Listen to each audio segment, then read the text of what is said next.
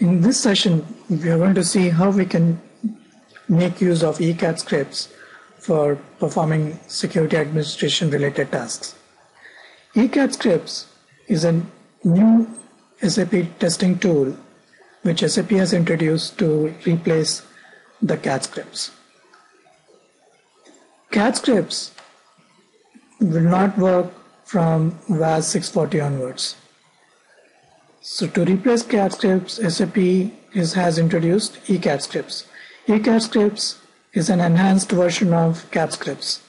So whatever we could do in CAT scripts, we could do all those activities in ECAT scripts, but much more.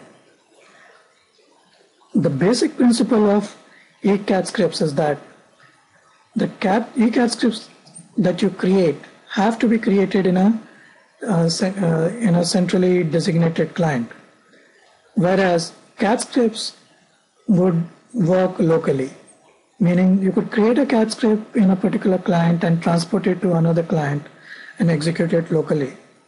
But ECAT scripts work on the principle of RFC connections, meaning if you want to execute a CAT script in a particular client, a RFC connection has to be set up between the target and the source. In this case, the target is the client in which the data is going to be created, and the source is the client in which that ECAT has been created. The prerequisites for working for ECAT scripts is the same as CAT scripts. So go to SCC4, the transaction SCC4, click on any client in the client in which you want to execute the CAT scripts or create the CAT script, and check for this setting, CAT and ECAT restrictions. This setting needs to be set to ECAT and CAT allowed. If it is set to ECAT and CAT not allowed, that means you cannot execute or create ECAT scripts in that client.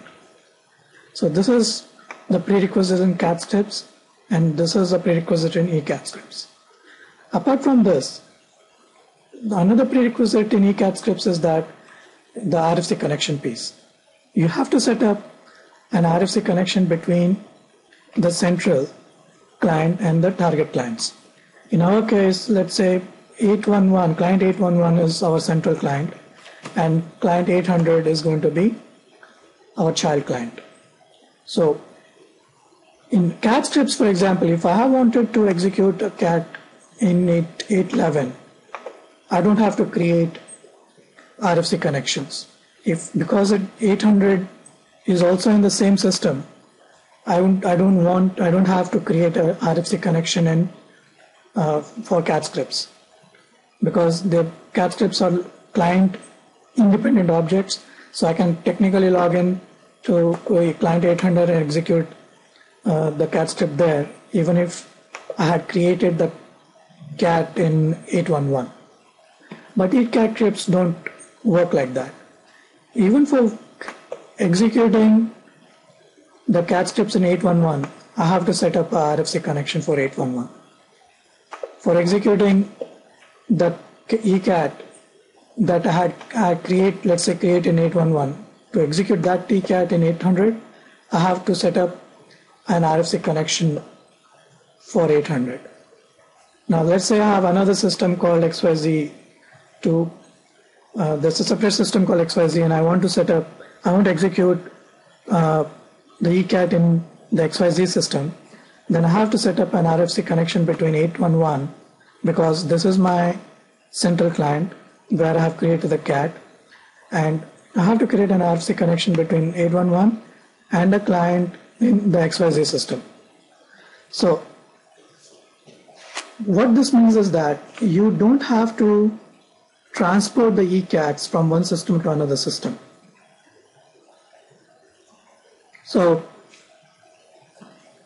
let's go and check. I have already created a couple of RFC connections for 811 and 800. let's check those connections, RFC connections. To create an RFC connection, you have to go to the transaction SM59. So I had created a couple of RFC connections for client 800 and client 811. For client 800, it is HAR CLNT 800 underscore ECAT. And for client 811, it is HAR CLNT 811 underscore ECAT. So I'm going to make use of these two RFC connections to work with ECATs. The transaction code for creating an ECAT or executing ECAT is SECAT, SECATT. Now, ECAT gives you 4 options. Now, the steps that you would perform in CAT steps are basically the same that you would do in ECAT also. For example, in CAT scripts, you first record the transaction, the steps in the transaction code which you want to automate. Then you define the parameters for those for the fields in that transaction code.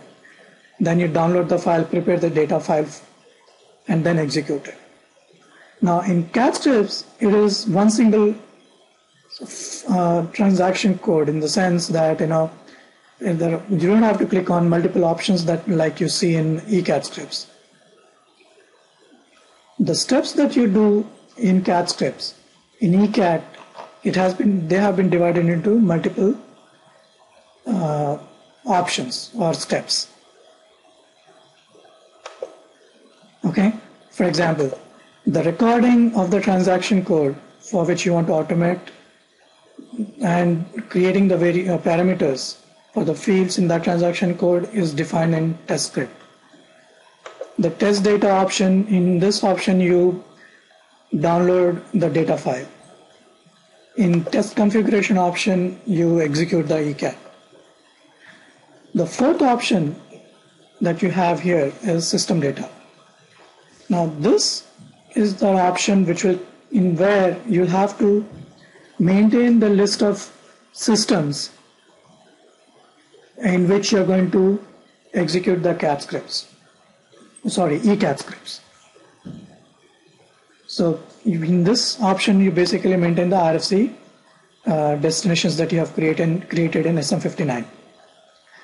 So to work with ECAT scripts, we need to follow a certain flow. First, you maintain the system data list.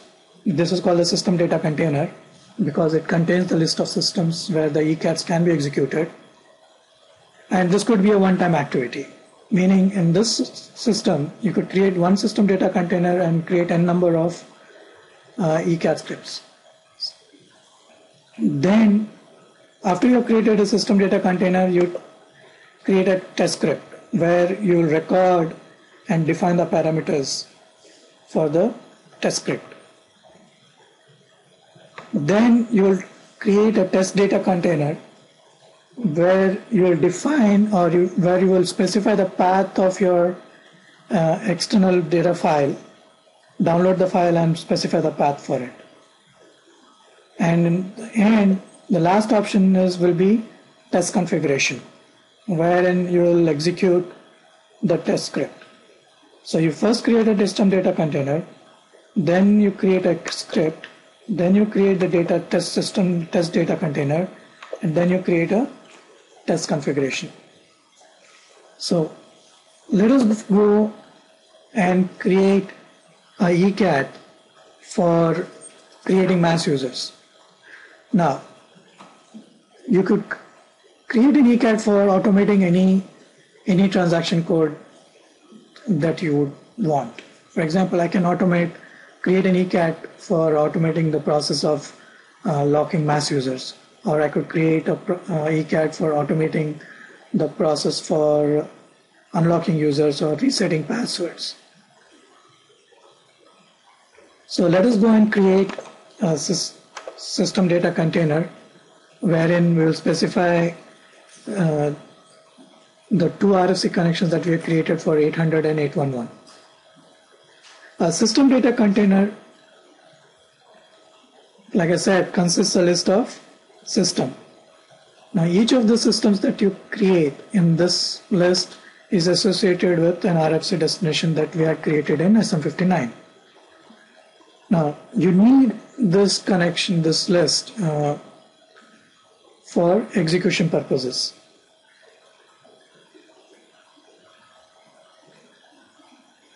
So every entry in this list describes a system, and it is made up of, and then this list consists of a target system, a description for the target system, and an associated RFC destination for the target system.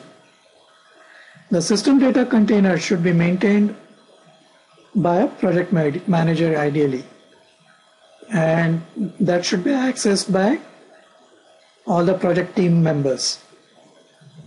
In a test script, the target system is identified using the name of the target system and not using the name of the RFC destination. This has the advantage that if you change your system landscape, you can change the names of the target systems without having to adjust the test script. You only need to change the entries for the RFC destinations in the system data container. Also, optionally, you can create a new system data container and link it with the test script using a test data configuration. So let us go and create a system data container. So let's say, give a name, say y underscore sc underscore local or security. Let's say y underscore security data container. Then click on the create icon. Give a brief title for this. Let's say system data container for security ECAT.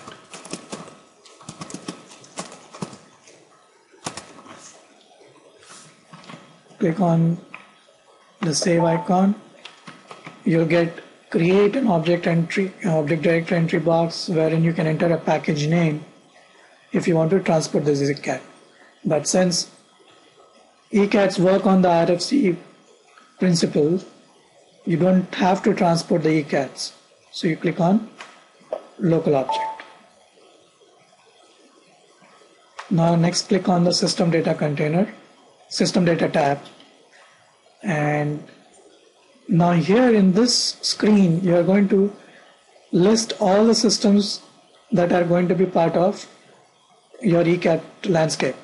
So in whichever client you want to execute the ECATs, you have to maintain the name of that system in this list as a target system. So insert a target system, let's say HAR CLNT 800, because that was one of the systems that one of the clients where I want to execute the ECAT, and say give some brief description, for example, and say HR client 800,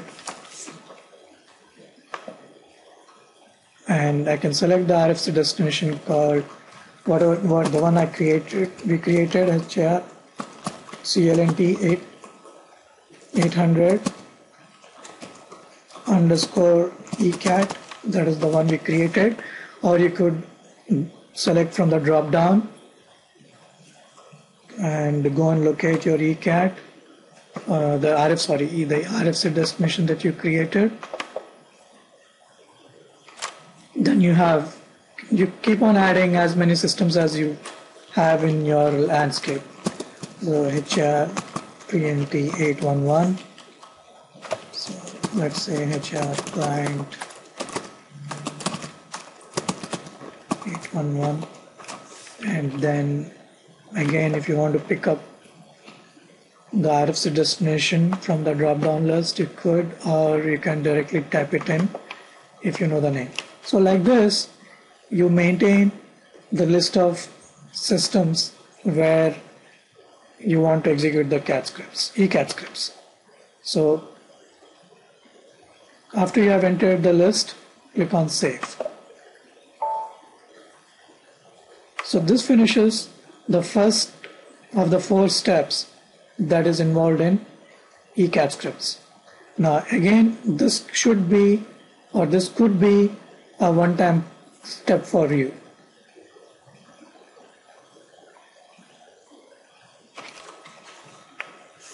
So in the next session, we are going to see how to create the test script, how to record it, and how to create the parameters for the test script.